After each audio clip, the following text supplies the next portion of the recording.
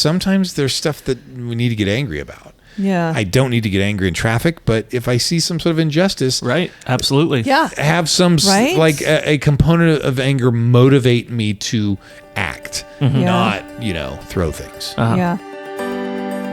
Hi, I'm Caroline Howard, a biblical counselor and certified life breakthrough coach.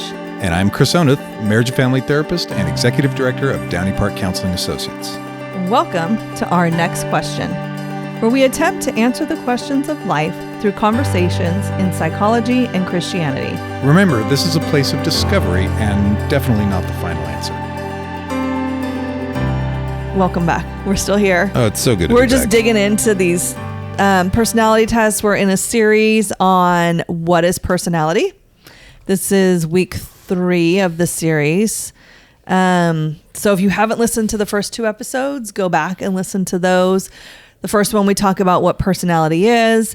Last week, we talked about the DISC assessment.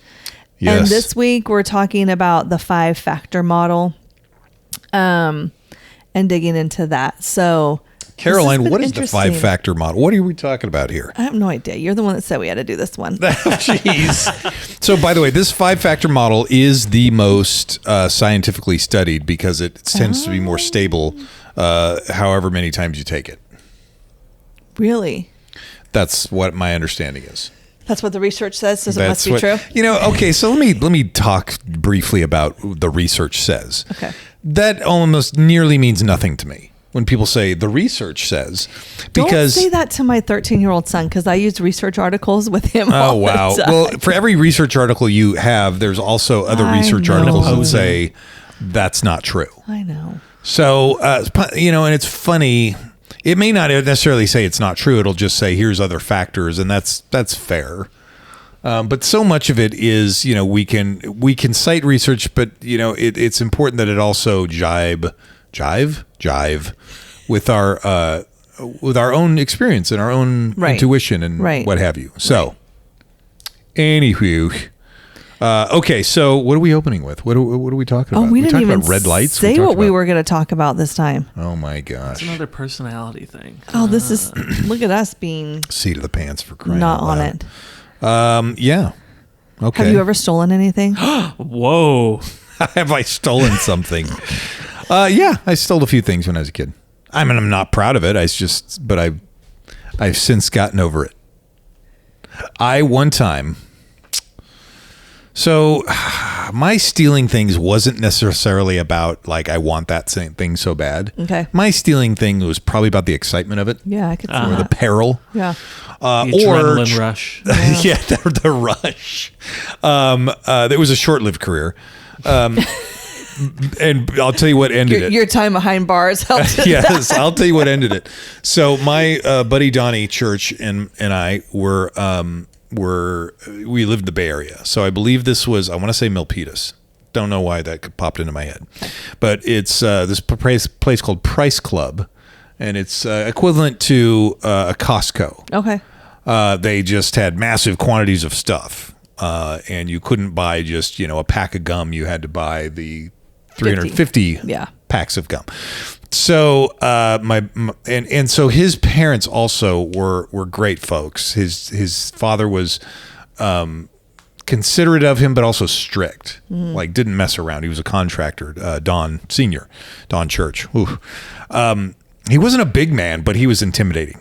So I just remember being a kid going, there's a guy you don't mess with. Yeah. So Donnie, my buddy, and I were at, we're at the Costco with his parents that brought us to Costco. And so we're messing around. And he saddles up to this big old fat box of Bazooka bubble gum. And he reaches his hand in there and takes a piece. Well, Chris Oneth couldn't let that fly. So I will see your piece, and I will raise you as much as a handful as I can grab. And so I right behind him. Oh, he's doing it. I'm doing it. And shove it in my pocket. And I don't even think the gum reached the bottom of my pocket before we were approached by a gentleman, plain clothes.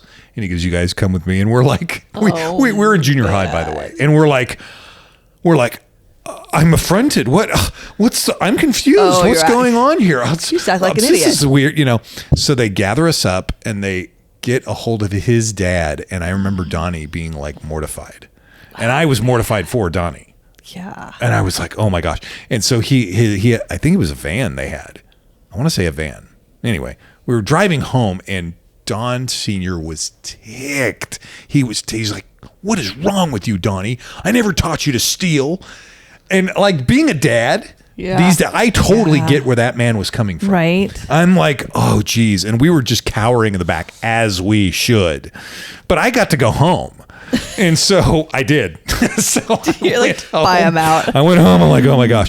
And so the big concern is we didn't have cell phones back there. I couldn't text him. So it was like the next day at school. I'm like, Donnie, is everything okay? He goes, yeah. He goes, my dad like was doing other stuff. And then I was sitting there watching TV and then he came and I thought he was in trouble. And then we started playing together. I'm like, oh. So nothing really happened. So it was more like the fear of God sort of thing. Yeah.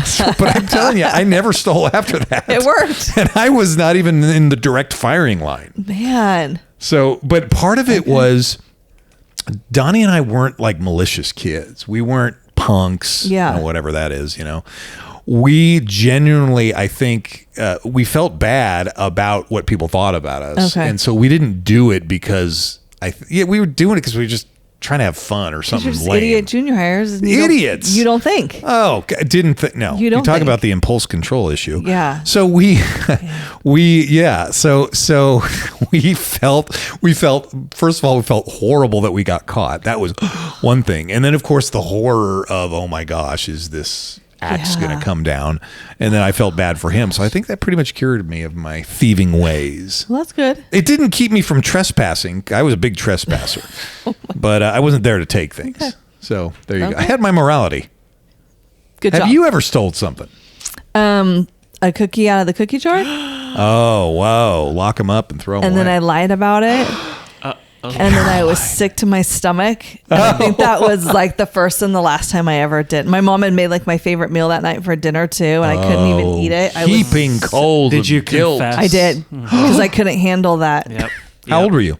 Probably 6 or 7. Oh, But I still remember how horrible it felt, and never again. Like I'll never lie or steal again. isn't that something? So that was interesting. So the impulse, the desire for the cookie was so powerful that you were like, I'm just going to see if this works. And you got away with it, but you Then didn't your But I own didn't. away with moral it convictions at Yes. 6 or whatever. Yeah, that Holy Spirit, man. Holy cow. Woo, he will get you every Well, time. were you united to Christ? Is that how you had the old Holy I mean, at Spirit 5, I situation? was. Oh, okay. I You had got a saved at consciousness. 5. All right. So there you go. Caleb, you're up. No. I can't recall ever stealing anything. I'm sorry, guys. I wish don't I had have a to cool be story. sorry. That's I'll good. go steal something right now. How about the hearts of millions? Have you stolen the hearts of Oh, all of our podcast listeners. Oh, Yes, there you all go. of you. Millions. I don't want to get a call from you tonight. Like, hey, Caroline, I did that thing we And talked it's from about. a jail cell. So, Bail me out. so I kid you not, when I was working in public mental health, I mean, some of our clients were grown adults like us, and they would go steal because there was a thrill to it. Yeah, that dopamine hit of the Yeah, I mean, you rush couldn't and- go watch a movie or something. I know, don't right? That's why I ride the mountain bike, so I don't have to steal. That's why I drink Dr. Pepper. Oh boy, sugar's That's killing you. adrenaline rush right There there. you It's go. for me. Yep. There you go. All right, Okay. let's talk about the Big 5. Big 5. Okay, so the Big 5 is it's ocean or canoe. Okay, so let's try they're it. not See if I can listed. spell this right. But even on the test, they're not listed like that, which is so interesting to me. Yeah, I mean it's just an acronym to remember. Okay, Right. gotcha. And what's the- so Openness, let's see. conscientiousness, Yes. extroversion, agreeableness, Neuroticism. neuroticism. Okay. I was having to spell it while I was looking for each one. That's why it took me a second. Okay, so let's go. I want to read through some of these descriptions. So openness. Individuals who score high on openness, to experience, are characterized by being imaginative, curious, and open to new ideas and experiences. They tend to be intellectually curious and enjoy exploring new concepts and ideas. They may also exhibit a preference for creativity and aesthetics. Conversely, individuals who score low in openness to experience tend to be more traditional and conservative. Not a bad thing. They may have a preference for familiar and predictable experiences and may be less likely to seek out novel experience. Research has shown that openness to experience is linked to a range of outcomes, including creativity, innovation, and cultural competence. For example, individuals who score high in openness to experience tend to be more creative and innovative and may be more successful in careers that require these skills.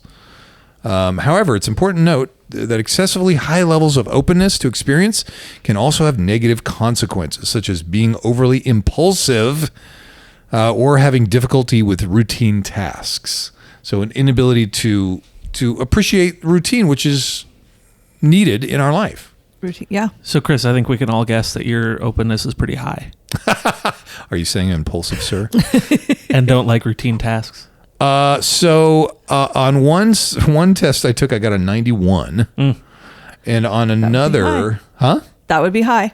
that might be high. We're saying 91 out of 100. We're just letting everybody know. And that. on a different test, I got a 69%. I'll go with that one. Well, and the interesting thing with the Big Five is that it's, at least with what I have here, it gives you like a below average, average, or above average. So it's not necessarily like the score itself. Right. It's how It's you where you're compare at. to others in those traits. Yeah. The other thing to remember is, having been a teacher for 8 years, I look at these and I think 69%, I got a D+, Really? which is not true. No, not at all. No, because if I had 69 out of $100, I wouldn't be complaining. You wouldn't. Yeah. No, mine Wait, was... that's 'cause still mine, negative. Mine says my score is average. Where are So you I getting like your that. score? Where are you getting telling you your scores? Oh, the report? In the report section? In the report section. And then at the very bottom of the description, it says your score on openness is average, indicating you enjoy tradition but are willing to try new things. Your thinking is neither simple nor complex. To others, you appear to be a well-educated person but not an intellectual, which I actually appreciated that. Because I want to be able to talk. I don't want people to be like, oh, she uses too big of words. I don't do big words. Oh. I do simple words. Because I want everybody to be able to understand what I'm saying. You're not didactic No. or jejune? Nope. Oh, okay. Okay. Seems like a good I know word. big words. I just don't choose to use them. There Okay. you go. Pedantic? No. It's just, where am I? I'm looking up for the report thing. Are we? Yeah, I don't have that either. Really? I just have, Let me see. under my Okay. report, it says general descriptions. For Yeah, each of so the things. this report, Okay. and then extroversion, What? extroversion olive oil. Doubt that. Oh my gosh. Okay, so see where it says extroversion? Version? I can't even say that. Now there's a little sentence at the I bottom. see, I Your see. score is average, indicating you are neither. Oh, your score in extroversion is high, indicating you are sociable, outgoing, energetic, and lively. You prefer to be around people much of the time. Not all the time, though. Yeah, but I love this one because I'm average on extroversion. So average. And it says, I am neither a subdued loner or a jovial chatterbox. Is I that got you the same too? thing. Yep. I am neither. Whoa. So I got to find that. Okay, wait. We got to keep on one. We got to be Sorry. systematic We here. were on O. We were on O for openness. So let's focus on that. So I've got a 69% for openness, with a 69% in imagination. My lowest score, artistic interest, 87%. Thank you. Emotionality, 75%. Adventurousness, 69%. Intellect, 94%. Yeah, you would want to point that out, wouldn't you? And liberalism, 19%. Wow. Okay, so just so everyone knows, because they just hear us spattering out things. Yes. So under each of the letters, O, C, E, A, and N, are like subcategories of things. I was trying to get back to it. So like on openness, the subcategories are imagination, artistic interest, emotionality, adventurousness, intellect, and liberalism. So you have your overall score of openness, and then it's broken down into these subcategories with the percentage you scored on each one of those. That's what we're talking about here. And then it kind of tells you what your score on each of those means. Okay. Yes. Just wanted everyone to understand. So that is the O in ocean. Hey, I got 81% on intellect. Well, simpleton. Just once you get your master's, you'll be way up there. I'm not getting my master's. What did you get in? I thought you were. No. Can we have this discussion later? Do we have to have it now? You started it, and we've Caleb, had what this did you discussion. get in? Did I miss your score? Wait, I just need to say really quick that it says that intellect should not be equated with intelligence. Oh. If it were, I would have kept my mouth shut. It's an intellectual style, not an intellectual ability. I just wanted Someone to point reads that more out thoroughly. for people. Yes. Okay. Thank you. You're welcome. Caleb, what did you get? So in openness generally, Yeah. well, it's 57%. Aha. So that's average.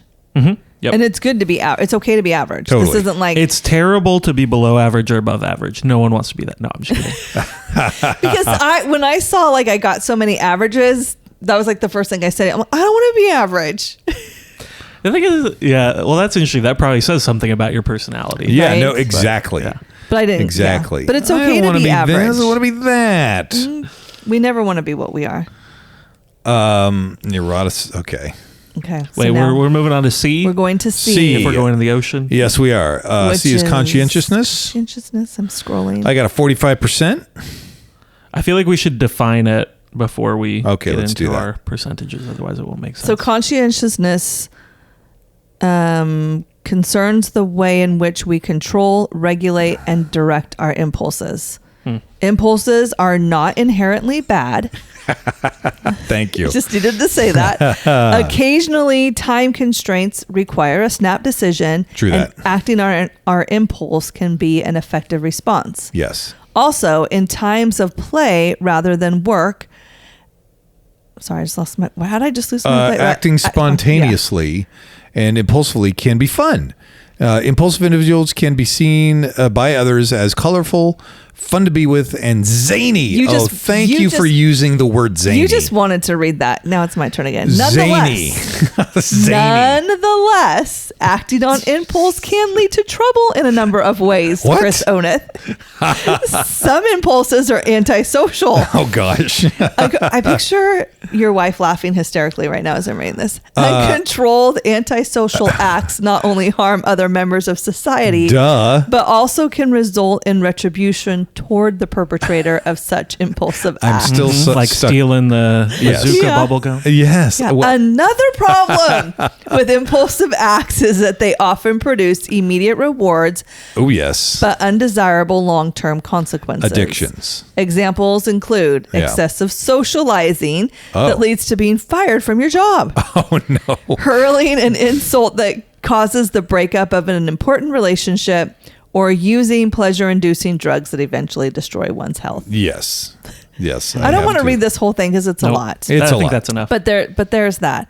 So my score on conscientiousness is high, which means I set clear goals. Wait, and are we on conscientiousness? Oh, yeah, we are. Yeah. Okay. This means I set clear goals and pursue them with determination. Oh. People regard me as reliable and hardworking. Oh, that's true. Well, thank you. Yeah. I mean, you couldn't have pulled off school unless you were hardworking. Unless I did something. So, Caleb, how did you do in conscientiousness? I am average, 60%. Me too. 60? Yep. So what does that mean? It says that it means I am reasonably reliable, organized, and self-controlled. What's your low score? What's your high score? In conscientiousness? Yeah. My lowest is orderliness at 31%. My highest is dutifulness. I got 100%. Oh, dutifulness. whoa. I only So- got a 75% in dutifulness. Yeah, did we walk? I don't think we said. So the factors for conscientiousness are self-efficacy, orderliness, dutifulness, achievement, striving, self-discipline, and cautiousness. Oh. So my lowest was self-discipline at 69%. Oh. And then Whoa, that's your lowest. Jeez. Yeah. I mean, they were high. Oh, my gosh. What is your conscientious score? 94. Oh, wait, the total of it, the whole thing. The big one, yeah. Hold on, let me see real quick. 91%. Good gravy. And then I got 100% on 3 of them. You doubled my conscientiousness score. I got a 45%. Okay. So you more than doubled mine. Yeah, there you go. Well, all right. Okay. Should we move on to extroversion? I got the lowest scores I got were 12% in orderliness. Hey, we're similar. I'm a messy mess. Okay.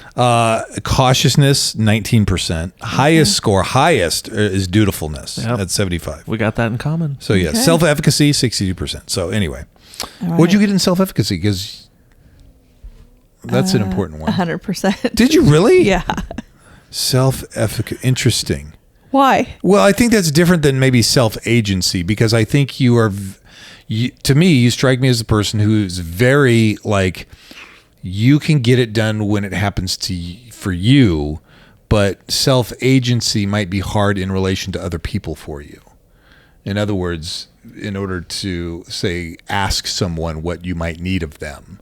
Or ask, like say, hey, I would like this or that. Yeah. It might be very difficult for you because you wouldn't want to put them out, or like you would want them to do that because they care about you and had the impulse to, instead of you asking. Yeah. Exactly. Calls it like I see it. Exactly. All right. I agree with that. Awesome. Next, we got extroversion. Okay. Not extra virgin olive oil. Oh boy. I'll read the definition here. Okay. Extroversion is marked by pronounced engagement with the external world. Extroverts enjoy being with people, are full of energy, and often experience positive emotions. They tend to be enthusiastic, action-oriented individuals who are likely to say yes or let's go to opportunities for excitement. In groups, they like to talk, assert themselves, and draw attention to themselves. Hello. That's weird. What was your score, Chris? 75%. So you're in the above average. Yes. And what does that indicate? Your little blurb there. So the subcategories are friendliness, gregariousness, assertiveness, activity level, excitement seeking, cheerfulness. And the highest there I got is friendliness. And then let's see. What's the lowest? Assertiveness, I got 75%. Lowest would be 56% is activity level, which That's surprising. I tend to be an active person. Yeah. Well, So- I mean, you're in the average. Yeah, then, that's Okay. true. For That's Okay. true. activity level. Yeah, so whereas I- my activity level is 19%. Oh, But You're kinda that's low energy. way lower than the rest of the things. My friendliness and cheerfulness are both like 90%. all right. They made up for the Yeah. My activity level. cheerfulness is 87%. My gregariousness is 6%.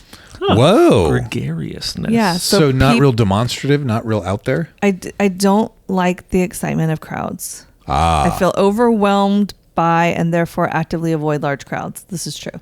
I like smaller gatherings. So I used to sing and perform in front of a live studio audience. Yeah. I was by myself and there was not sanctioned by anybody, and the police kept on, telling me to stop. But no, I was part of a youth group that I would get up and sing. And But see, that I don't mind. Like, I love getting up in front of because you do crowds sing. and doing public speaking. And That's I true. did worship forever. But it's like, if there's going to be a gathering of people, like if I'm just in the audience or like a big party, I would rather have a small intimate gathering so I can talk one-on-one with people. true. Okay. When there's a ton of people, I'm like, who do I talk to? I want to talk to everybody. And then I don't see. I see this thing, and I'm not I don't see a crowd of people go, ooh, people to talk to. Yeah. It depends. It really does depend on the mood I am in, and sometimes, I want to be around people, but like other times, I do not. I don't, and so that's where I'm kind of ambivert, not extrovert, not introvert. Yeah. So, yeah. Amber. Yeah. Okay. Yeah. Right. Awesome. And none of these things are like, if you're low scoring in one of these, Right. that's not a bad thing. It's like, There's nothing oh, boy. wrong with being an introvert, regardless of what American Time for society the paddy will tell you. wagon. Exactly. Okay, right. Are we on to agreeableness? Yes. Did we Yep. squeeze that one for all it has? Okay, agreeableness. Reflects individual differences in concern with cooperation and social harmony. Agreeable individuals value getting along with others. They are therefore considerate, friendly, generous, helpful, and willing to compromise their Ooh. interests with others. Okay. They have an optimistic view of human nature. They believe people are basically honest, decent, and trustworthy. Disagreeable individuals place self-interest above getting along with others. They're generally unconcerned with others' well-being and therefore are unlikely to extend themselves for other people. How do you redeem that? How do you say, well, he's not agreeable, but he's principled? Okay, so agreeableness is obviously advantageous for attaining and maintaining popularity. Agreeable people are better liked than disagreeable people. On the other hand, agreeableness is not useful in situations that require tough or absolute objective decisions. Disagreeable people can make excellent scientists, critics, or soldiers. Soldiers, yeah, okay. There you go. Ooh. So I scored a high on agreeableness. What'd you Me too. get? That's my highest. How come I got, sorry, I have to click back and forth, an 82%. Oh, wow. Yeah. How about you, Caleb? I was 71%, which is like the minimum to be above average. I see. Oh, I see where these markers are. These 30. Okay, 30. I got a 62%, which means I'm incredibly average. Incredibly. So my lowest or my highest on here was I got 100 again in 3 of them. Okay. Cooperation, altruism, and morality. Ah. And my lowest is in trust. Ooh. I see others as selfish, devious, and potentially dangerous. Holy cow. What's your score for trust? 37%. That's Okay. not too bad. My lowest is modesty.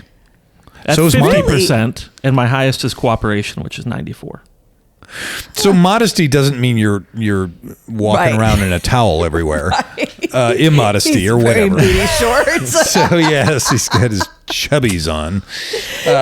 So I got my lowest in modesty also. I got a 25%, which means I beat you in the modesty. I have low modesty. Wait, what was your score on modesty? Me? Yeah, what 25? did you 25%. Because it says high scorers do not like to claim that they are better than other people. And so low scores do? Right. That makes sense. Okay, so I'm not very modest. Which is when not it comes to that. If you're overtly modest, you might never recognize your achievements or That's true. the Yes. things that you're gifted at. Good point. Good point. So And again, then- there is a good, this is where almost like, I don't want to say you want to be average, but it's like a balance of it all, right? When you're average, like you're not sliding to one end or the Yeah. other. You've But got how to do make you a mix. how do you redeem like low trust, low morality, low altruism? I think we need people who are skeptical and not Fair just enough. willing to accept Yes. everything that comes to them. People that are critical and willing Yeah. to question things, right? Yes. Yeah. Then low morality. What do you? Okay. Low morality was Yeah. that No, I got an Did you 81%. So oh, I'm I doing got all 100 right. on Okay. morality. I wonder what morality. I got 81% on sympathy and morality. Low scores on morality are not unprincipled or immoral. They are simply more guarded and less willing to openly reveal the whole truth. Oh, makes sense. Okay. Which means they lie. If you're not if you're not open to revealing the whole truth, you're a liar. Well, they're just more guarded, I would say. Like, yeah, more guarded about like the people don't need to know my business. Which in many cases that's true. People or don't they're need to know. just not as Other like people's- restricted to a moral code, right? They're Yeah. not like like Caroline who said like, oh no, I ate the cookie, I have to Oh, tell. yeah. Right. Whereas people be like, I got the cookie, it's not a big deal. It's just a cookie. That would be me. I ate the It's just cookie a and then I cookie. went on with life. I wasn't supposed So what would be low sympathy? What would be the redemptive quality there? Low scores are not affected strongly by human suffering. Oh gosh. They pride themselves on making objective judgments based on reason. They are more concerned with truth and impartial justice than with mercy. Okay. So my agreeableness says your level of agreeableness is average, indicating some concern with others' needs, but generally unwillingness to sacrifice yourself for others. Well, it depends. Like It does. a lot of these questions were like about, Yeah. if I remember correctly, about like I care about the homeless and I care about this and I care. Yeah. And I do, but at the same time, I don't believe in I care, but I never give money.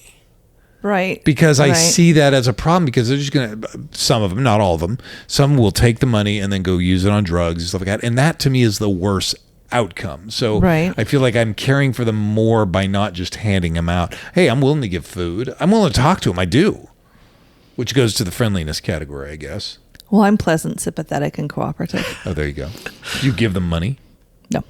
But I do. I have now. Okay, so. Do you feel, is there a pull?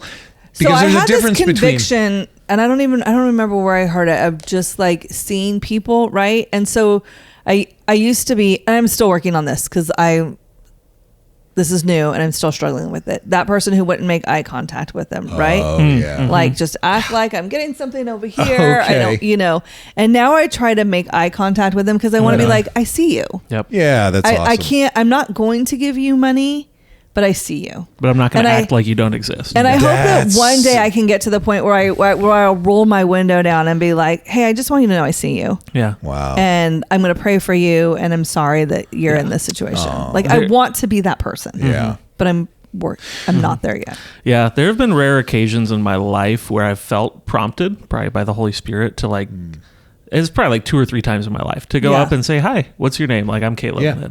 And then maybe give them a few bucks. I had like some extra food from like a totally fast food order that I gave to a guy because I saw that he was hungry. Yeah. But I often struggle with the same things too, of like, I find myself in the like avoid eye contact because they're often like right on the like on ramp or whatever. And well, I think there's a goodly number of the population out there who, they feel bad, and so they feel bad for this person's plight. So the 1 or 2 directions is don't make eye contact, pretend like they're not there, or if there is eye contact, there's such an overwhelming conviction that here's money, so then I feel better and I've done something. But honestly, have you really done something? Because if they go use and stuff, I mean, that could be some people, bad news. There's a whole. We might have a whole other episode that on might be a this. whole other Holy episode cow. where I think we could have a good discussion on that. Are we on Okay, neuroticism? We are on the last one, neuroticism. and for neuroticism. We save the best Before for we last, run out of kids. time. Yes. Okay, scores on neuroticism. Hold on, I gotta Well, we should define it first. Probably so that people a good know idea. what we're talking about. ABC. Where is my neurotic? Oh, there it is. Freud originally used the term neurosis to describe a condition marked by mental distress, emotional suffering, and an inability to cope effectively with the normal demands of life. He suggested that everyone shows some signs of neurosis, but that we differ in our degree of suffering and our specific symptoms of distress.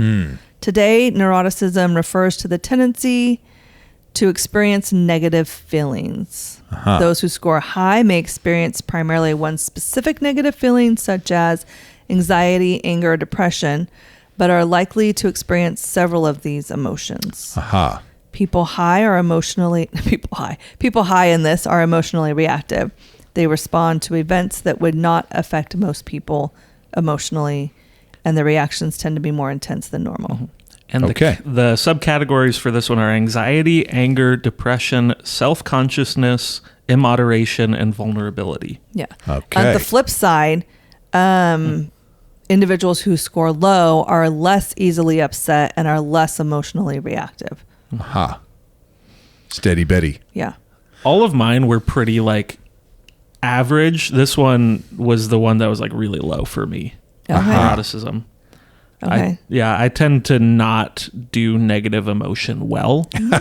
Like I'm a pretty stable person, and I tend to avoid going into those like areas of negative feeling. Yeah. Which knowing your Enneagram number explains stuff. We'll get to that next week. A side note on that is that sometimes if we don't experience our own emotions, we can have a hard time like truly experiencing another person's emotions.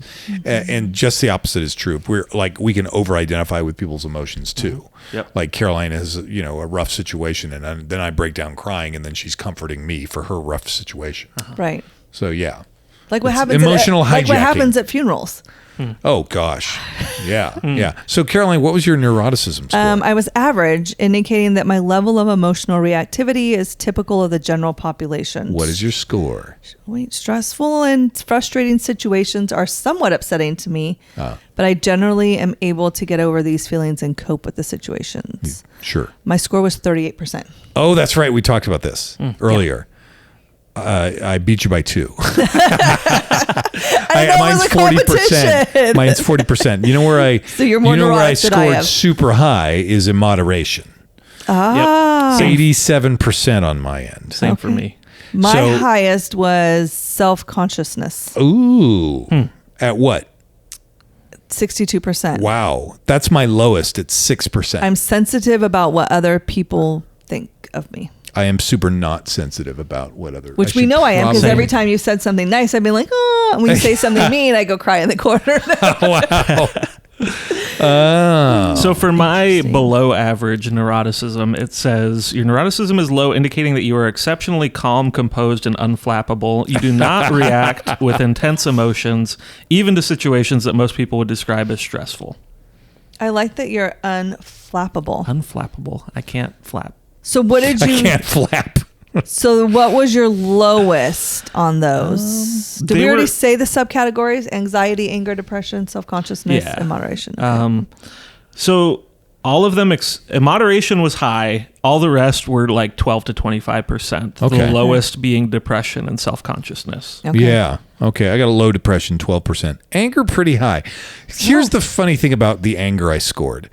I think I answered some of them to like, and this is maturity level too. I used to get angry at a lot of stuff.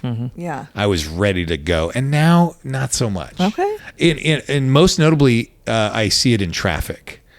Oh my gosh! If someone would cut me off, I would just be like, "Oh my gosh!" Sometimes it's like, "Oh come on," and now it's it's like, "Oh geez, that guy cut me off," or "This guy's tailing me. What is he doing?" Not compared to what it was when I was younger. And so I'm able now, people cut me off and I'm like, okay, bold move, man. Good on you. Bold move. Gotta hand it to the I boldness. see you and what you're doing. Gotta hand it to the aggressive. Anyway, so I tend to be a little better. I hope to get better every day. Sometimes, but the other side of that is sometimes there's stuff that we need to get angry about. Yeah. I don't need to get angry in traffic, but if I see some sort of injustice, Right. Absolutely. Yeah. have some Right? like a component of anger motivate me to act, not throw things. Yeah. So, Yeah. there you Absolutely. go. Yeah. There you go. Interesting. Okay. We did it. Okay, Made it well there through you the go. ocean. The 5-factor personality model. Check it out at a website near you. Hopefully y'all are laughing along with us and going, I would have pegged them as that Yeah. and enjoying this for So sure. hopefully you took the test and are reacting along with us and, Yep. and reading your results. Yep. I should have Yes, said that would at be the top of the amazing. episode, That would but, be really yeah. awesome. And then next week is the Enneagram. Oh man. So Keep your that's- seatbelts fastened. That's going to be a good one. So join us next week. Leave a review and share with a friend. A positive review, of course. And share with a friend, and we'll see you next time. Thank you. Thanks for joining us today as we continue our journey talking about life's many questions. To stay connected with us, you can follow us at Downey Park Counseling on both Facebook and Instagram. You can also follow Caroline on Instagram at Relatable Caroline. And make sure you tune in next week for our next